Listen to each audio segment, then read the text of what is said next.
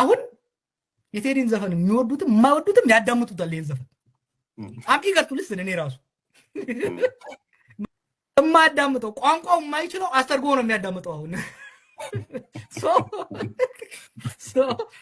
በራሳቸው ላይ የተኮሱት እያልከኝ ነው። አሁን ስማ ከአክሱም እስከ ሞያሌ እስከ ደወሌ ምንድነው መንግስትን እንዲያስበረገገው የሚለውን it has made it the most awaited album of the year። በጣም ይወዱታል ማለት ነው። ፕሮሞሽን እኮ የሰሩለት ቴዲስ ፕሮሞሽን በወሬ እኔ ለምሳሌ ሙዚቃን ብዙም ስለማልከታተል እንደሚወጣ አላውቅም ነበረ። ስላፈኑት ግን እኔም ሰማሁት። አይ ቲንክ አብዛኛው ሰው አሁን ካለው የኢትዮጵያ ችግር በኢትዮጵያ ውስጥ ህዝቡ አሁን ከፍተኛ ችግሩ ኑሮ ውድነት ነው። ሁለተኛ የሰላም እጦት ነው። ስለ ሙዚቃ ብዙ የሚሰማ ሰው የለም። መግለጫ በመከልከል በሚሊዮን ብር አውጥቶ ሊያገኝ የማይችለውን ፕሮሞሽን የሰሩለትና እድለኛ ነው። ሊያመሰግናቸው ኮምፕሌን ሊያደርግ ሳይሆን ሊያመሰግናቸው ነው የሚገባው። የሚያሳይህ ምን ያህል ደም እንደሆኑ ነው የሚያሳይህ። አሁን ካለው ነባራዊ ኢትዮጵያ ሁኔታ ሚውዚክ ኢዝ ዘ ሊስት ኦፍ ዲስ ገቨርንመንትስ ፕሮብለም። ኢቭን አይደለም አይደለም እንትን አሁን በአሁኑ ጊዜ የኢትዮጵያ መንግስት ችግር ሙዚቃ ሲሆን ስታየው ይሰይ ያኔ እንደ ቀልድ ምለው ነገር አይደለም። they live ይሄ የተወሰነ ደሴት የብልጽግና ደሴትና ኢትዮጵያ እኮ የተለያዩ ናቸው። ደሴቱ ውስጥ አየህ ስለ ሙዚቃ ሲያስቡ ነው የሚውሉት ማለት ነው። ደሴቱ ውስጥ ስለ አሪፍ መኪና ስለ ቆንጂዬ ይሄ ብልጭልጭ ስለሚሰሩት ነገር ነው። ለነገሩ እኮ እየሰጠው ኢንተርቪው አለ ዛሬ 2-3 ሳምንት ስለ ኢትዮጵያ ማለት አዲስ አበባ ነች። አዲስ አበባ ሲል እኮ ደሴቷ ብቻ ነች። ለደሴቷ የቴዲ ዘፈን አሳሳቢ ነው። ለኢትዮጵያ ህዝብ ግን ምንም አሳሳቢ አይደለም። ሶ ሚውዚክ is the least of their problem። ግን በእንትን ራሱ በጠላትነት ደረጃ ብታስቀምጥ እንኳን በጣም ትልቅ የምፈራው ነገር አይደለም። ስማ በጦርነት በተወጠረ መንግስት ኢኮኖሚ በዳሸቀ መንግስት ውስጥ ለሙዚቃ አቴንሽን ሰጥተህ አላስፈላጊ አሁን የቴዲን ዘፈን የሚወዱትም የማይወዱትም ያዳምጡታል። ይሄን ዘፈን አምጪ ቀጥልስ እኔ ራሱ ምናልባት ምን ብሎ ነው ሊክ አድርጎ ነው ምን ብሎ ነው ምን መልእክት ይዞ መጥቶ ነው እንደዚህ የሚያፍኑት የሚለው ይመጣል። መልእክቱ እስቲ መንግስት ይውደም የሚል ራሱ ይሆነው ማት እኮ መንግስት የሚረግም ሙዚቃ ወጥቷል። ባለፈው 1-2 ዓመት ስንቱን ሰምተሃል አንተ? አሁንም ራሱ ከአንድ አልበም ነው እንግዲህ እየወጣ ያለው። መቼም ከዛ ውስጥ መንግስት የሚረግም ምናልባት 1-2 ቢሆን ነው አለ የማያዳምጠው ቋንቋው የማይችለው አስተርጎ ነው የሚያዳምጠው። አሁን በራሳቸው ላይ የተኮሱት እያልከኝ ነው። አሁን ስማ ከአክሱም እስከ ሞያሌ እስከ ደወሌ ምንድነው መንግስትን እንዲያስበረገገው የሚለውን it has made it the most awaited album of the year። በዛ ወንዛት ነው ለማበቃው ሌሎችም ጉዳይ ሌላ ጊዜ እናወራለን። በጣም አመሰግናለሁ። ያቆምኳትን ሀገር ተፈትኜ በሳት አስምርበት ይሁን ያቆምኳትን ሀገር ተፈትኜ በሳት እንዴት አቀርቅሬ ባንዲራይ ላንሳት። አያቶችህን ይሁን የአያቶችህን አንደበት ነው የተቀኘል የነገረ የቅድመ አያቶችን አንደበት ነው አሁን ያለል።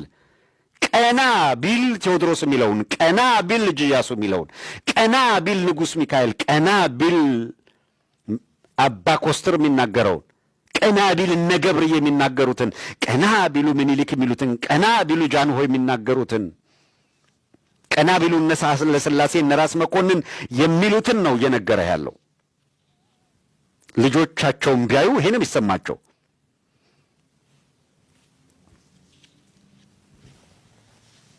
አባይ ያለው ለዘዴው ባፍ ይቀድማል። አባይ ለዘዴው ባፍ ይቀድማል። አምኖ መከዳት እንዴት ያማል።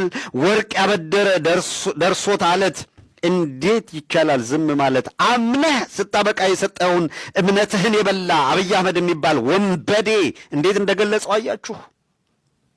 ብዕር እንደዚህ ነው። አባይ ነው አባይ ለዘዴው ባፍ ይቀድማል። ሳቅስ ነውረኛ ከሃዲ ውሸታምነቱን ግልጥ አድርጎ አባይ ለዘዴ ባፍ ይቀድማል፣ አምኖ መከዳት እንዴት ያማል፣ ወርቅ ያበደረ ደርሶት አለት እንዴት ይቻላል ዝም ማለት አለ። ዝም ያለውንም ሕዝብ ወቀሰው። ኖ አይቻልም፣ እንዴት ተቻላችሁ ነው ጥያቄው። እንዴት ይቻላል ዝም ማለት? ዝምታችንን ተፈታተነው። ጎሽ ጎሽ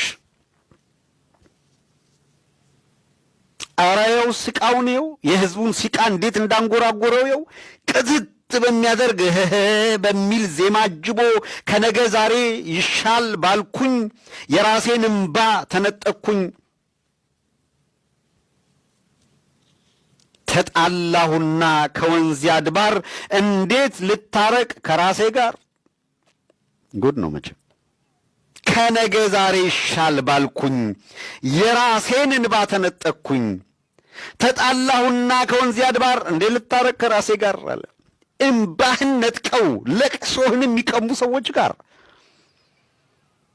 የሕዝብን ሕመምማ እንዲህ ዝፈነው እንዲህ ተቀኘው። ይሄ ይገርማል። ቀጠለ።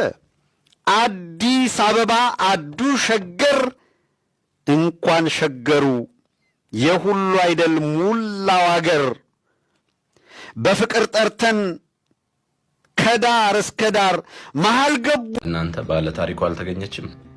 ማን በሉኝ? መሬማ ተገኘች።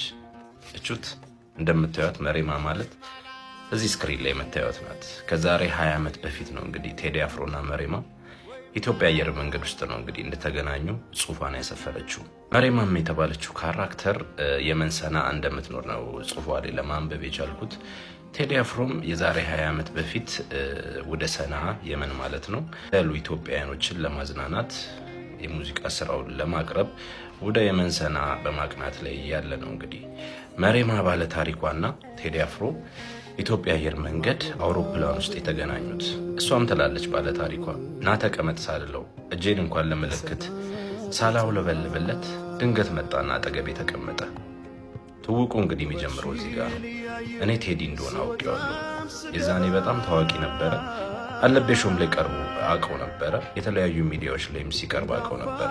እሱ በጣም ደክሞ ስለነበረ መተኛትም እንዳማረው እንደደከመው ለማየት ለመመልከት ቻልኩኝ። ድንገት ሊተኛ ወንበሩ ላይ ጠጋ ብዬለት ድንገት ሊተኛም ሲሞክር ወንበሩ አልመችሏል። እኔም የገዛ ልብሴን አውልቄ እንዲንተራሰው ሰጠሁት። እሱም ተንተርሶ ለመተኛት ሞከረ። በቀኑ የነበረው የሐሩር ሙቀት ሊያስተኛውም ሊያሳርፈውም አልቻለም ትለናለች መሬማ። የዚህን ሰዓት ነው እንግዲህ ገት ዞራልና የዛሬው አየር ሳፎኬሽን አለው አይደል እንዴ ብሎ ጠየቀኝ። ሲጠይቀኝ ለቃሉ አዲስ ነኝ በዛ ሰዓት። ለምንድነው አዲስ የሆንኩት? ከሌላ ሰው ብሰማ ቃሉን ይሄን ላይ አያወናብደኝም ነበረ። ድንገት ከቴዲ ስለሰማው ደነገጥኩኝ። ድንገት እንደመድረቅ ሆንኩ ትላለች መሬማ። በዚህ የጀመረው ጨዋታችን ከደቂቃ ደቂቃ ከሰዓት ሰዓት እየወለደ ብዙ ታሪኮችን እያወጋው የመን ስላሉ አረብ ሀገር ስለተሰደዱ ሴት እህቶቼ እየነገርኩት እየተረኩለት ጉዟችንን ቀጠልን። ዛሬ ላይ እኔን ሊያስታውሰኝ አይችልም። የነገርኩት ታሪክ ግን ሙዚቃ ሆኖ ለሌሎች አረብ ሀገር ላሉ ሴት እህቶቼ መማሪያ መጽናኛ እንዲሆን ስለሰራው ምስጋና ከልብ ነው።